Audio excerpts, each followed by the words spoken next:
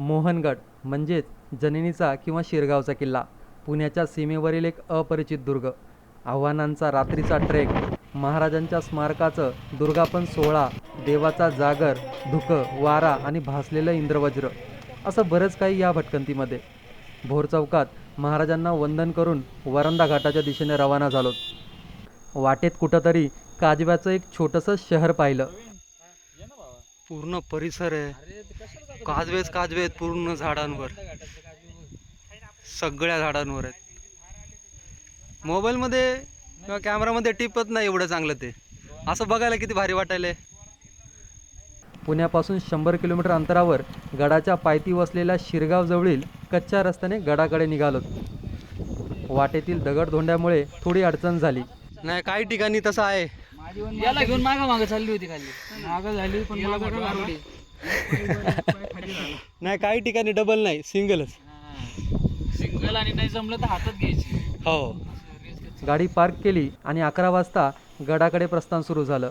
बारीकशी पायवाट आणि घनदाट झाडीतून प्रवास सुरू होता. बघा ना, आताच पायवाट किती लहान आहे, आजूबाजूला झाडं.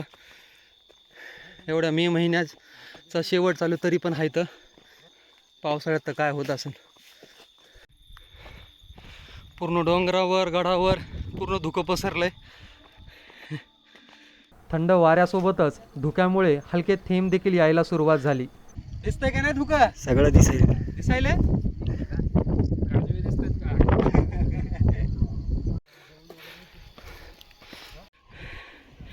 रात्रीचे 12 वाजता आहेत. 11ला सुरू केला होता. तासभर झाला आहे. पूर्ण धुक्यातून चा ट्रेक सुरू आहे. घनदाट झाडी आहे, बारीकशी पायवाट, थंडगार वारा सुटला आहे. अजून तासभर लागण्याची शक्यता आहे.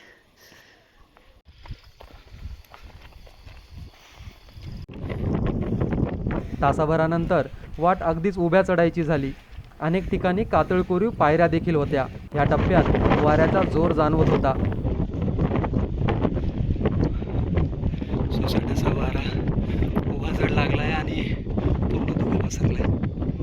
पूर्ण कातळाचा टप्पा आहे हा, पूर्ण कातळाचा. मोहनगडावर आलोच आहोत आपण. या पाण्याच्या टाक्याकडे जाणारा हा रस्ता इथे आहे आणि आपल्याला ॲक्च्युली वर जायचं आहे, जिथे आपला कार्यक्रम सुरू आहे. तिथे महाराजांचं स्मारक उभारण्यात आलं आहे. तिथे अजून काहीसं चढायचं आहे आपल्याला. शेकडोच्या संख्येने दुर्गसेवक, गडप्रेमी व गावकरी गडावर दाखल झाले होते.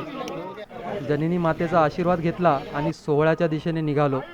1च्या दरम्यान आम्ही गडाच्या सर्वोच्च ठिकाणी उभारलेल्या महाराजांच्या स्मारकाला पोहोचलो. अरुंद पायवाट, घनदाट झाडी, उभ्या कातळाचा टप्पा, या सर्व आव्हानांना ओलांडून हे स्मारक आज जल्लोषात उभं राहिलं. फार अप्रूप वाटत होतं. सलग 4 वर्षाच्या मेहनतीतून, सह्याद्री प्रतिष्ठानच्या दुर्गसेवकांच्या कष्टातून हे सर्व साकार झालं. यातून या अपरिचित गडाला एक नवीन ओळख मिळो, हीच सदिच्छा.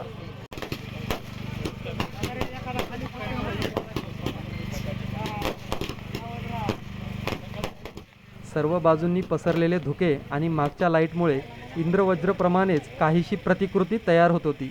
सोसाट्याच्या वाऱ्यासोबतच हवेतील गारवा वाढत चालला होता. त्यात नवीन ऊर्जा संचारली ती जागरण गोंधळाने.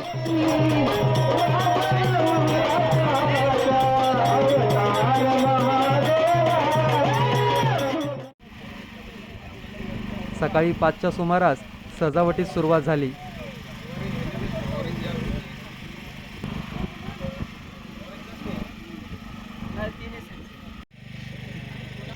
आणि 7 पर्यंत संपूर्ण कार्यक्रम पार पडला.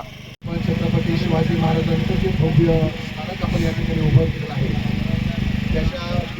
सर्व दुर्गसेवकांनी नेहमीप्रमाणे भंडारा उधळत आनंद साजरा केला. बरं, अजूनही गड पूर्णपणे धुक्यातच गडद होता.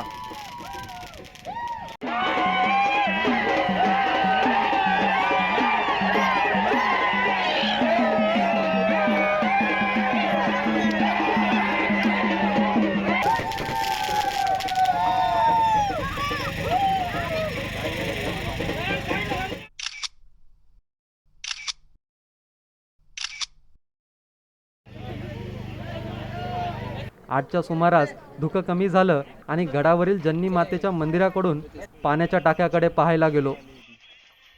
अंधारात तिथे जाणं जरा जोखमीचं राहिलं असतं.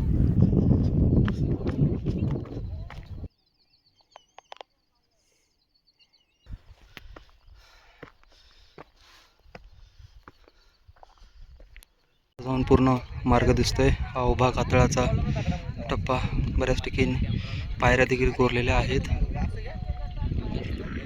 आणि हा खाली सपाटी परत उतार परत सपाटी परत उतार असा करत हा खाली पार्किंगच्या ठिकाणी पोहोचतो. बराचसा भाग हा घनदाट झाडीतून आहे. रात्री पूर्ण धुक्यामध्ये आणि सकाळी देखील धुक्यात असल्यामुळे मोहनगडावरून अनेक गडकिल्ले दिसतात, ते पाहता आले नव्हते. आता उतरताना जसं जसं वातावरण स्वच्छ होतं तर काही किल्ले आम्ही पाहिले. तर जसं की हा इथे मंगळगड किल्ला दिसतोय. त्यानंतर या बाजूला कुठेतरी मागे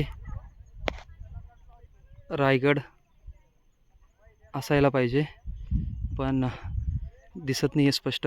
ह्या इथे तोरणा आहे, ढगांच्या मागे थोडासा तो लपला आहे. हा आपला राजगड अगदी स्पष्ट दिसतोय. उत्तुंगाचा बालेकिल्ला, सुवेळा माची, डुबा टेकडी, संजीवनी माची अतिशय स्पष्ट. आणि जसं जसं इकडे बघतो तसं आपल्याला दुसरे किल्ले म्हणजे भोरमधील किल्ले रोहिडा देखील दिसतोय. तर हा उभा कातळकडा चढून आम्ही गडावर गेलो होतो. आपल्याला स्मारकाची मेघडंबरीचं टोक दिसतंय. ते गडाचे सर्वोच्च ठिकाण आहे. तिथे स्मारक उभारण्यात आलं आहे आणि ते जननी मातेच्या मंदिराचा कळस देखील दिसतोय. रात्री कळून नाही आलं, आता किती स्पष्ट दिसतोय तो मार्ग. एकदम उभा असा हा कातळगडाचा मार्ग, दुर्गम अपरिचित हा असा किल्ला. कोकणातले रस्ते असेच.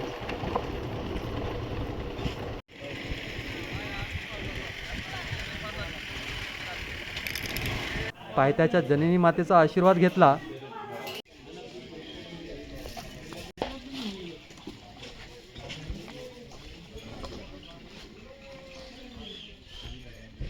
महाप्रसाद घेऊन परतीच्या मार्गाला लागलो. काय खतरनाक भटकंती होती. किल्ले मोहनगड भेटूया.